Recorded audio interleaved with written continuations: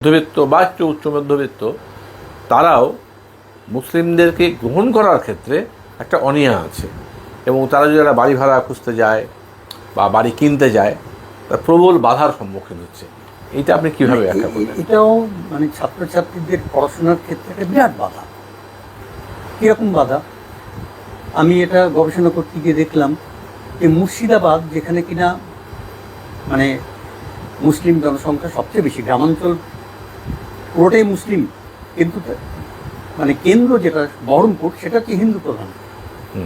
তো বহরমপুরে কলেজে পড়তে বা কোনো টিউশন করতেও যদি যে কোনোভাবে কোচিং করতে যদি গ্রামের থেকে মুসলিম ছেলে আসে, বহরমপুরে তারা ঘর ভাড়া পায় না, থাকার জায়গা পায় না।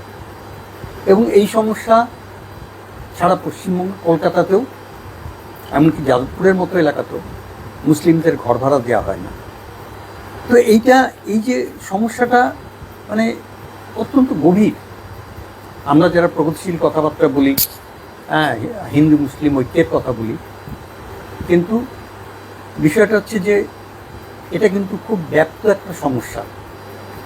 এবং এটা সম্পর্কে বলতে গিয়ে একজন মুসলিম বুদ্ধিজীবী আমাকে বলেছিলেন যে তিনি যখন আমেরিকায় গেছিলেন তখন তাকে একজন কৃষ্ণাঙ্গ বলেছিল, আমেরিকান কৃষ্ণাঙ্গ, যে আমরা আমেরিকায় কৃষ্ণাঙ্গরা যে সমস্যাটা, যে বৈষম্য, যে অবহেলা প্রতিদিন তারা মুখোমুখি হয়, সেইটা একমাত্র কৃষ্ণাঙ্গরাই বোঝে, অন্য কারোর পক্ষে সেটা বোঝা সম্ভব নয়।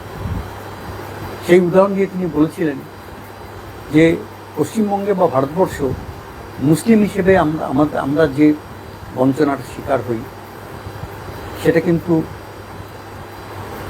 আমরাই বুঝি, অন্য কারোর পক্ষে বোঝা সম্ভব না। তো সেইটা হচ্ছে সামগ্রিক একটা অবস্থা।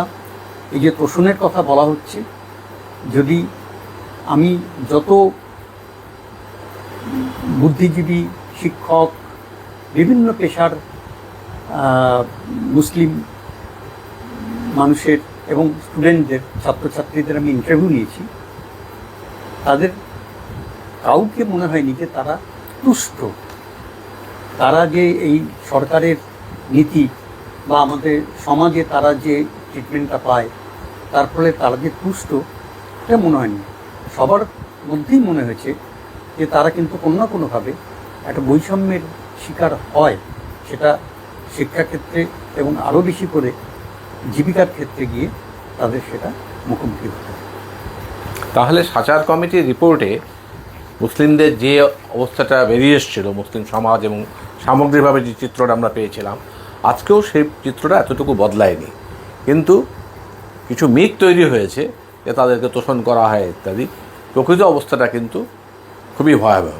হ্যাঁ, একদম বদলায়নি বলবো না, সামান্য হলেও তাদের যে আমরা দেখলাম যে চাকরি ক্ষেত্রে তাদের কিছুটা পার্সেন্টেজ বেড়েছে, কিন্তু দৃষ্টিভঙ্গির দিক থেকে বললে, অর্থাৎ